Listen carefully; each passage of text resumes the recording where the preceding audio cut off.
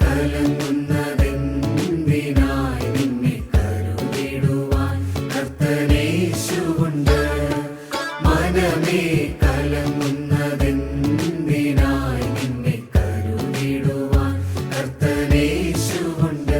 ദിനവും അവനിൽ നീ ചാരിയിടുക, നിന്നെ പുലർത്തിടുമെന്നുമെന്നും അതിശയമായി.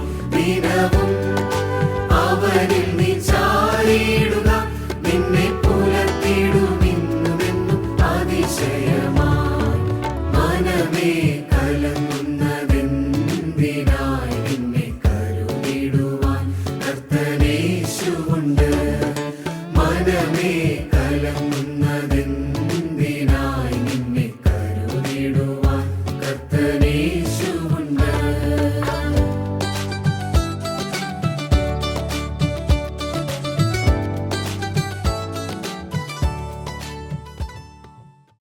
Our God will liberate us from all our pain and suffering and will put us not into shame.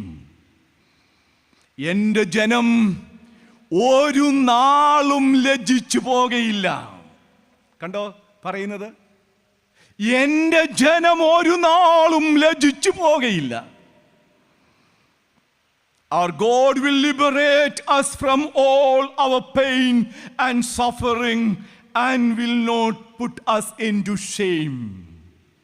ലൂക്കോസ് എഴുതിയ സുവിശേഷം 1-ാം അധ്യായം നാം വായിക്കുമ്പോൾ അതിൻ്റെ 25-ാമത്തെ വാക്യത്തിൽ എലിസബത്ത് കൊച്ചമ്മ ഇപ്രകാരം ലോകത്തോട് വിളിച്ചു പറയുകയാണ്: മനുഷ്യരുടെ ഇടയിൽ എനിക്കുണ്ടായിരുന്ന നിന്ന നീക്കുവാൻ തക്കവണ്ണം കർത്താവ് എന്നെ കടാക്ഷിച്ച നാളിൽ ഇപ്രകാരം സംഭവിച്ചു. He has done mighty things in my life. എൻ്റെ നിന്ന നീക്കുവാൻ തക്കവണ്ണം കർത്താവ് എന്നെ കടാക്ഷിച്ച നാളിൽ ഇപ്രകാരം സംഭവിച്ചു. 1-ാമത്തെ അധ്യായം അതിൻ്റെ 5-ാമത്തെ 6-ാമത്തെ വാക്യം അത് വായിക്കുമ്പോൾ കാണാം, അവർ ഇരുവരും ദൈവസന്നിധിയിൽ നീതിയുള്ളവരായിരുന്നു, കർത്താവിൻ്റെ സകല കൽപ്പനകളിലും പ്രമാണങ്ങളിലും കുറ്റമില്ലാത്തവരായിരുന്നു. എലിസബത്ത് മച്ചിയാകൊണ്ട് അവർക്ക് മക്കളില്ലായിരുന്നു. അവർ ഇരുവരും വയസ്സ് ചെന്നവരുമായിരുന്നു. സാധ്യതകളൊക്കെ അസ്തമിച്ചു പോയവർ. മച്ചി എന്ന പദം ഒരിക്കലും പ്രസവിക്കാത്ത ഒരു സ്ത്രീക്ക് ഇടുന്ന പേരല്ലത്. പശുത്തൊഴുത്തിൽ ഒരു പശു നിൽക്കുന്നുണ്ടെങ്കിൽ ആ പശു പ്രസവിച്ചില്ലെങ്കിൽ നമ്മൾ വിളിക്കും മച്ചി പശു എന്ന. മൃഗത്തിന് കൊടുക്കുന്ന നാമകരണമാണ്. എന്നാൽ മലയാള വ്യാകരണ പുസ്തകങ്ങളിൽ നിഘണ്ടുവിൽ നാം അന്വേഷിച്ചാൽ പ്രസവിക്കാത്ത ഒരു സ്ത്രീക്ക് നൽകുന്ന പേരാണ് വന്ധ്യ ആയവൾ.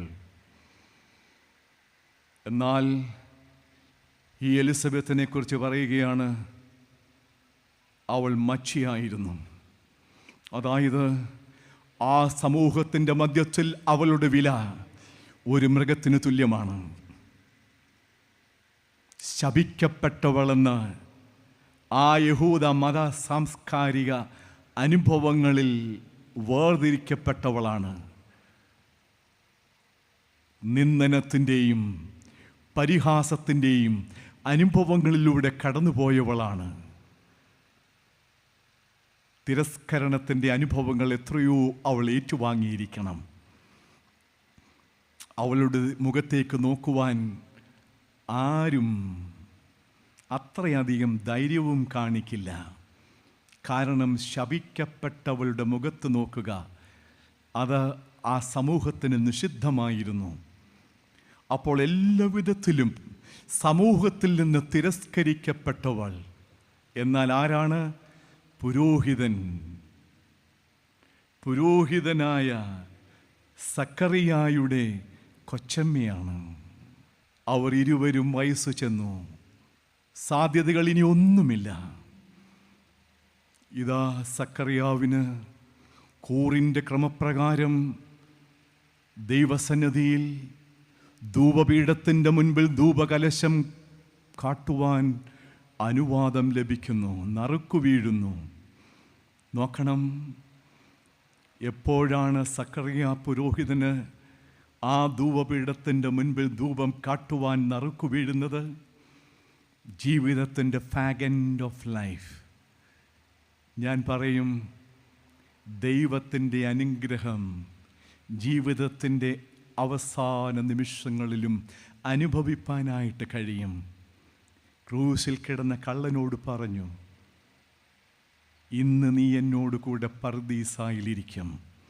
അതെ, അവൻ്റെ അവസാന നിമിഷങ്ങളാണ് ജീവിതത്തിൻ്റെ. അവസാന നിമിഷങ്ങളിൽ പോലും അവനൊരു വിടുതലിൻ്റെ, സന്തോഷത്തിൻ്റെ, ആനന്ദത്തിൻ്റെ, വീണ്ടെടുപ്പിൻ്റെ അനുഭവമാണ്. ഇതാ സക്കറിയ പുരോഹിതൻ ധൂപപീഠത്തിൻ്റെ മുൻപിൽ ധൂപകലശം കാട്ടി. ദൈവത്തിൻ്റെ ദൂതൻ ധൂപപീഠത്തിൻ്റെ വലത്തുഭാഗത്ത് നിൽക്കുന്നത് കണ്ടു. അവൻ ഭയന്നു വിറച്ചു. ദൈവത്തിൻ്റെ ദൂതൻ അവനോട് പറഞ്ഞു, ഭയപ്പെടേണ്ട, നിന്റെ ഭാര്യ ഗർഭിണിയായി ഒരു മകനെ പ്രസവിക്കും. അവന് യോഹന്നാൻ എന്ന് പേരിടണം. പ്രിയ ദൈവജനമേ, സാധ്യതകളൊക്കെ അസ്തമിച്ചു പോയില്ലേ? ഇനിയും ഒരു കുഞ്ഞുണ്ടാകാൻ എങ്ങനെയാണ് ഈ വയസ്സ് ചെന്നവരുടെ ജീവിതത്തിൽ സാധ്യമാകുക? ദൈവദൂതൻ ഇങ്ങനെയാണ് പറയുന്നത്. ദൈവത്തിൻ്റെ ദൂതൻ ധൂപപീഠത്തിൻ്റെ വലതുഭാഗത്ത് നിന്നുകൊണ്ട് സക്കറിയാവിനോട് പറയുകയാണ്, സക്കറിയാവെ ഭയപ്പെടേണ്ട, നിന്റെ പ്രാർത്ഥനയ്ക്കുത്തരമായി, നിന്റെ പ്രാർത്ഥനയ്ക്കുത്തരമായി യുവർ പ്രേയേഴ്സ് ആർ ആൻസേർഡ്. ഈ പ്രാർത്ഥന ഇന്നും ഇന്നലെയും ആരംഭിച്ചതല്ല, വിവാഹ ജീവിതത്തിലേക്ക് ആരംഭിച്ച നിമിഷം മുതൽ തുടങ്ങിയ പ്രാർത്ഥനയാണ്. ഇന്നും ഈ അസാധ്യമായ ജീവിതത്തിൻ്റെ സാഹചര്യങ്ങളിലും അവൻ പ്രാർത്ഥിച്ചത് ആ പ്രാർത്ഥനയാണ്. അതുകൊണ്ടാണ് പറഞ്ഞത്, നിന്റെ പ്രാർത്ഥനയ്ക്കുത്തരമായി. Your prayers are answered. എത്ര സുന്ദരമായ അനുഭവമാണ്. അവിടെയാണ് എലിസബത്തിൻ്റെ ജീവിതം ധന്യമായി തീരുന്നത്. അവൾ ഗർഭവതിയായി. അപ്പോഴാണ് അവൾ പറയുന്നത്, മനുഷ്യരുടെ ഇടയിൽ എനിക്കുണ്ടായിരുന്ന നിന്ന നീക്കുവാൻ തക്കവണ്ണം കർത്താവിനെ കടാക്ഷിച്ച നാളിൽ ഇപ്രകാരം സംഭവിച്ചു. എത്ര അനുഗ്രഹീതമാണ്. എൻ്റെ ജനം ഒരു നാളും ലജ്ജിച്ചു പോകുകയില്ല. നാലാമത് പ്രവാചകൻ പറയുന്നത് ഇങ്ങനെയാണ്, in our journey on this earth we are not alone. Our God will stand in the midst of our problems, crises, troubles, trials and turmoils. ഇവിടെ പ്രവാചകനിലൂടെ ദൈവം നൽകുന്ന ആ വലിയ സന്ദേശം ഇതാണ്, ഞാൻ നിങ്ങളുടെ നടുവിലുണ്ട്. I am in the midst of your life. നാം കടന്നു പോകുന്ന ജീവിതത്തിൻ്റെ പ്രയാസങ്ങളുടെ, ഭാരങ്ങളുടെ, വേദനകളുടെ, അനുഭവങ്ങളുടെ മധ്യത്തിൽ അവനുണ്ട്.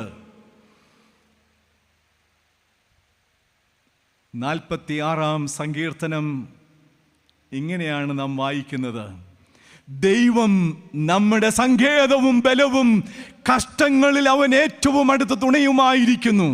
അതുകൊണ്ട് ഭൂമി മാറിപ്പോയാലും, പർവ്വതങ്ങൾ കുലുങ്ങി സമുദ്രമധ്യേ വീണാലും, അതിലെ വെള്ളം ഇരച്ചു കലങ്ങിയാലും, അതിൻ്റെ കോപം കൊണ്ട് പർവ്വതങ്ങൾ കുലുങ്ങിയാലും നാം ഭയപ്പെടുകയില്ല. ദൈവം അതിൻ്റെ മധ്യേ ഉണ്ട്, ഒരു നാളും കുലുങ്ങിപ്പോകുകയില്ല. നോക്ക്, എന്തൊക്കെയാ പറയുന്നത്?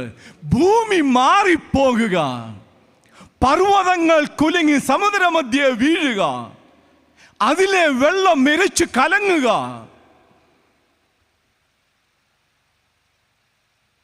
അതിൻ്റെ കോപം കൊണ്ട് പർവ്വതങ്ങൾ കുലുങ്ങുക. ഇതൊക്കെ അസാധ്യമായ കാര്യങ്ങളാണ്. എന്നാൽ ഈ അസാധ്യമായ കാര്യങ്ങൾ പോലും സംഭവിച്ചാൽ അതിൻ്റെ മധ്യേ ദൈവമുണ്ട്. ഒരു നാളും ഞാൻ കുലുങ്ങിപ്പോകുകയില്ല എന്ന് കോരേഹ് പുത്രന്മാർ അവരുടെ വിശ്വാസ പ്രഖ്യാപനം നടത്തുകയാ. എൻ്റെ ദൈവം നമ്മുടെ സങ്കേതമാണ്, ബലമാണ്, കഷ്ടങ്ങളിൽ അവൻ ഏറ്റവും അടുത്ത തുണയുമാണ്. യോഹന്നാന്റെ സുവിശേഷം 20-ാം അധ്യായം നാം വായിക്കുമ്പോൾ ഉയർത്തെഴുന്നേറ്റ യേശു ക്രിസ്തുവിൻ്റെ സാന്നിധ്യം അനുഭവിക്കുന്ന ശിഷ്യന്മാരാണ്. യോഹന്നാന്റെ സുവിശേഷം 20-ാം അധ്യായം അതിൻ്റെ 19 മുതലുള്ള വാക്യങ്ങൾ ഇങ്ങനെയാണ് എഴുതിയിരിക്കുന്നത്. നേരം വൈകിയപ്പോൾ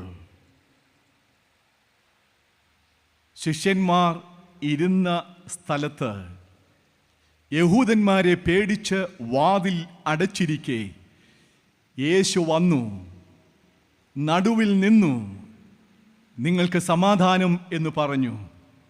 പിന്നെ അവൻ കൈയും വിലാപ്പുറവും അവരെ കാണിച്ചു. അത് കണ്ടിട്ട് അവർ സന്തോഷിച്ചു. പ്രിയ ദൈവജനമേ,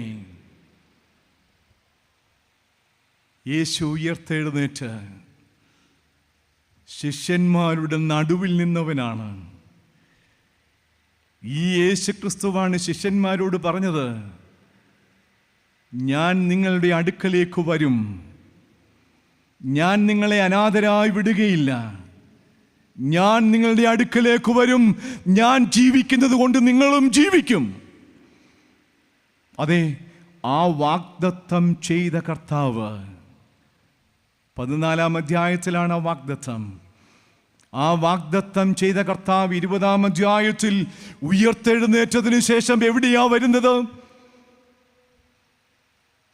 ശിഷ്യന്മാർ യഹൂദന്മാരെ ഭയന്ന് വാതിൽ അടച്ചിരിക്കെ വന്നു, നടുവിൽ നിന്നു, നിങ്ങൾക്ക് സമാധാനം എന്ന് പറഞ്ഞു. ഭയപ്പാടുകളുടെ അനുഭവത്തിൽ കഴിയുകയാണ്. ഭാവി പ്രതീക്ഷകളൊക്കെ അസ്തമിച്ചിരിക്കുകയാണ്. ഇനി ഞങ്ങൾക്ക് എന്ത് ഭാവിയാണ്? എല്ലാം തകർന്നിരിക്കുന്നു. തകർച്ചയുടെ അനുഭവമാണ്. ഈ തകർച്ചയുടെ അനുഭവത്തിലാണ് തകർന്ന് തരിപ്പണമായിരിക്കുന്ന ശിഷ്യന്മാർ, ലോകത്തെ അഭിമുഖീകരിപ്പാൻ തയ്യാറാകാത്തവർ, ആ മുറിയിൽ മാത്രം കഴിഞ്ഞുകൂടുവാൻ ശ്രമിക്കുന്നവർ. പക്ഷെ കർത്താവ് അങ്ങനെയല്ല. കർത്താവ് അവരുടെ അടുക്കലേക്ക് വന്നു, അവരുടെ നടുവിൽ നിന്നു, നിങ്ങൾക്ക് സമാധാനം എന്ന് പറഞ്ഞു. ദൈവമക്കളെ, ഞാനിവിടെ നിർത്തുകയാണ്. യോവേൽ പ്രവാചകൻ ജനത്തോട് പറയുകയാണ്, ഇപ്പോഴെങ്കിലും കഴിഞ്ഞതൊക്കെ പോകട്ടെ, കഴിഞ്ഞതൊന്നും ഞാൻ നോക്കുന്നില്ല, ഇപ്പോഴെങ്കിലും നിങ്ങൾ പൂർണ്ണ ഹൃദയത്തോടും ഉപവാസത്തോടും കരച്ചിലോടും വിലാപത്തോടും എങ്കിലേക്ക് തിരുവീൻ. വസ്ത്രങ്ങളെയെല്ലാം ഹൃദയങ്ങളെ തന്നെ കീറി നിങ്ങളുടെ ദൈവമായ യഹോവയുടെ അടുക്കലേക്ക് തിരുവീൻ. അവൻ കൃപയും കരുണയും ദീർഘക്ഷമയും മഹാദയയുമുള്ളവനല്ലോ, അവൻ അനർത്ഥത്തെക്കുറിച്ച് അനുതപിക്കും. പ്രിയ ദൈവജനമേ, ഈ അനുതപിക്കുന്ന, നമ്മളെ സ്വീകരിക്കുവാൻ തയ്യാറായി നിൽക്കുന്ന ഈ ക്രിസ്തുവിൻ്റെ സന്നിധാനത്തിലെങ്കിൽ നമ്മൾക്ക് മടങ്ങി വരാം. യോവേൽ പ്രവാചകന്റെ ആഹ്വാനമാണ്. ആ കാലഘട്ടത്തിൻ്റെ സമാനമായ അനുഭവങ്ങൾ ഇന്ന് നിലനിൽക്കുന്നു. ഇവിടെയാണ് പ്രവാചകൻ പറയുന്നത്, മടങ്ങി വരിക, തിരികെ വരിക, കർത്താവിങ്കിലേക്ക് തിരികെ വരിക. എന്തുകൊണ്ടെന്നാൽ അവൻ എൻ്റെ ജീവിതത്തിൽ ഭയങ്കര കാര്യങ്ങളെ, വൻ കാര്യങ്ങളെ അവൻ്റെ വഴിയിലൂടെ ചെയ്യുന്നവനാ. ഒരു മനുഷ്യൻ്റെ ചിന്തയ്ക്കും, ഒരു മനുഷ്യൻ്റെ ബുദ്ധിക്കും, ഒരു മനുഷ്യൻ്റെ യുക്തിക്കും നിർവചിപ്പാൻ കഴിയാത്ത വിധത്തിൽ അവൻ എൻ്റെ ജീവിതത്തിൽ വൻ കാര്യങ്ങളെ ചെയ്യുന്നവനാണ്. അവൻ എൻ്റെ നഷ്ടപ്പെട്ട വർഷങ്ങളെയും നഷ്ടപ്പെട്ട സന്തോഷങ്ങളെയും നഷ്ടപ്പെട്ട അനുഗ്രഹങ്ങളെയും തിരികെ തരുന്നവനാണ്. വെട്ടുക്കിളിയും വെട്ടിലും തുള്ളനും പച്ചപ്പുഴുവും തിന്നുകളഞ്ഞ സംവത്സരങ്ങൾക്ക് വേണ്ടി ഞാൻ നിങ്ങൾക്ക് പകരം നൽകും. എൻ്റെ ദൈവം അവൻ നമ്മളെ ലജ്ജിപ്പിക്കാത്തവനാണ്. Our God will liberate us from all our pain and suffering and will not put us into shame.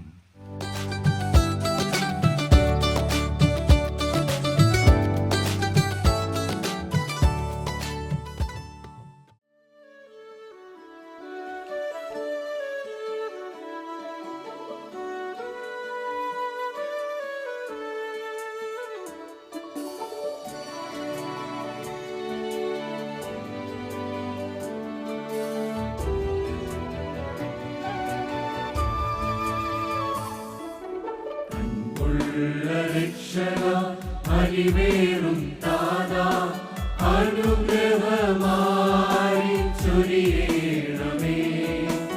അനുതാപ ഹൃദയവുമായി തിരുമുൻപിൽ അണയുന്ന ഏഴയെ തള്ളിടല്ലേ.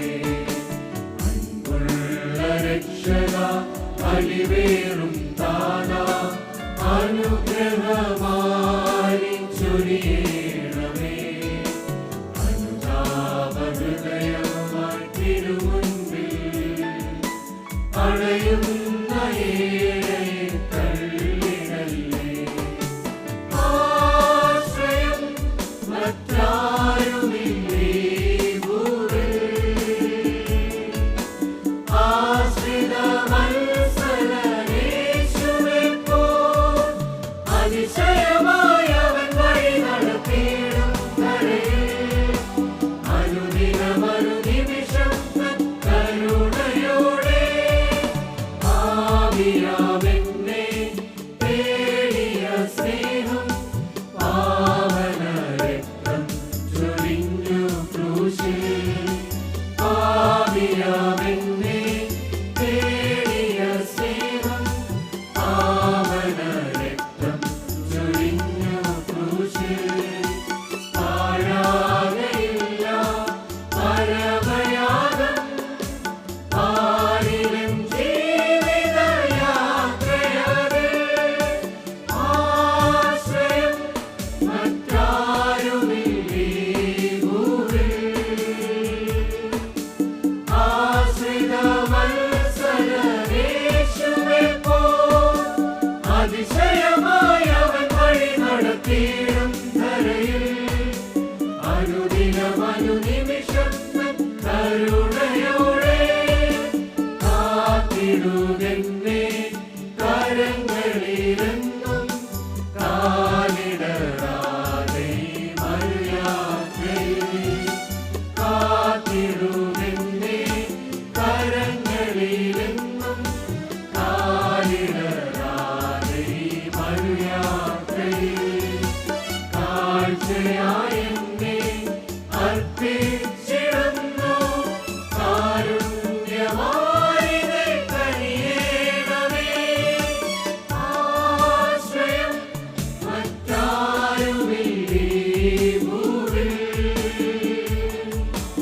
ആശ്രിത വത്സലനേശുവേ പോൽ അതിശയമായി അവൻ വഴി നടത്തിയിടും ധരയിൽ. അനുദിനമനുനിമിഷം കരുണയോടെ ആവിയാമെന്നെ തേടിയ സ്നേഹം പാവന രക്തം ചൊരിഞ്ഞു ക്രൂശിൽ. ആവിയാമെന്നെ തേടിയ സ്നേഹം പാവന രക്തം ചൊരിഞ്ഞു ക്രൂശിൽ.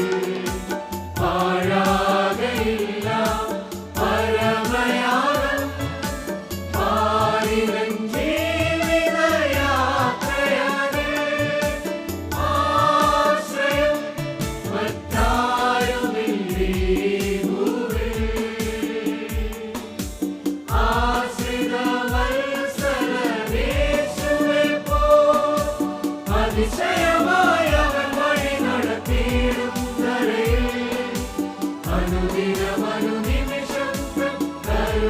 കരുണയോടെ അൻപുള്ള രക്ഷക അലിവേറും താതാ അനുഗ്രഹമായി ചൊരിയേണമേ